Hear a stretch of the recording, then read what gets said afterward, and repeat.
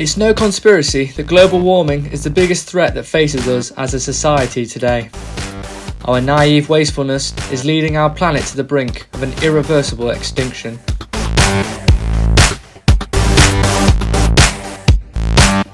Fast fashion is the main perpetrator for waste within the fashion industry. But what is fast fashion?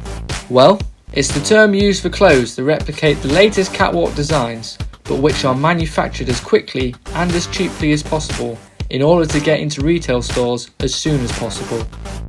Less than 2 decades ago, retailers produced 4 new collections a year, one for each season. Today's retailers pump out 52 new collections a year. That's one every week. At what cost does this needless mass production come to? In 2019 alone, over 300 million kilograms of clothing ended up in landfills in the UK. That's an average of 5 kilograms per person. Vintage fashion provides an answer to the unsustainability of fast fashion.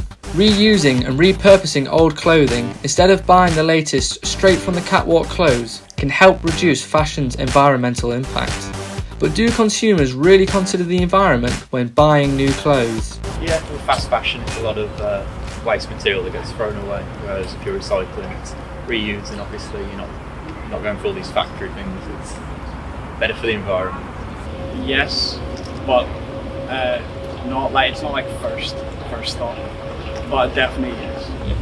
Yeah, sometimes I do like these jeans, I suppose, the fact that they're recycled. Yeah, I think so. The fashion industry contributes to 10% of the annual global carbon emissions, equivalent to approximately 32.5 trillion kilograms of CO2. That's the same weight as 6,500 pyramids of Giza, or 620 Great Walls of China. The fashion industry uses approximately 1.5 trillion litres of water a year to manufacture textiles. That's equivalent to a year's supply of drinking water for 1 billion people. The UN estimates there are 750 million people worldwide without access to drinking water. But exactly how much water does it take to make one t-shirt? Say 10. You can say 10,000. The answer? 2,000 litres, equivalent to 3 years worth of drinking water for one person. And how much water does it take to make a pair of jeans? 5,000. Maybe? Ooh, I'm gonna go for silence. It's actually a trick question. It's not on there. It's 15,000 litres of water. Really? Oh, that's a lot. Yeah. Given their unique ability to sell the unwanted goods of consumers, the work of charity and second-hand clothing stores is vastly underappreciated from both an economic and environmental standpoint. I'm Deborah Flaherty. I'm a cluster manager with the Salvation Army. Do you think the environmental impact of clothing has influenced consumers to purchase more second-hand and vintage clothing? People are struggling money-wise, and I think you get better made clothing in charity shops. Do you think the environmental impact of clothing has influenced consumers to purchase more second-hand and vintage clothing? A certain proportion, I'd say, small proportion are aware of that.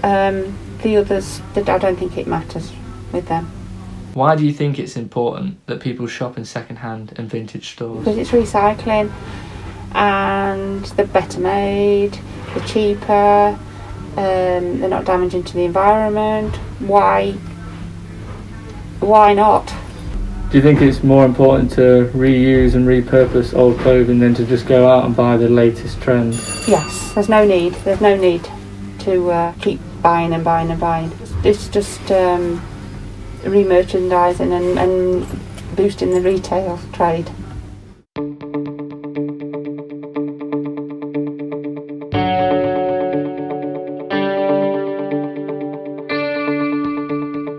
So what do vintage and second-hand clothing have to do with fast fashion? Well, it's not the cure, but it is a therapy. And with the global pandemic, many consumers turn to fast fashion because of its accessibility and affordability. Yet, with a looming climate catastrophe, will we ever find a balance between our wants for the latest trends and our responsibilities for the environment?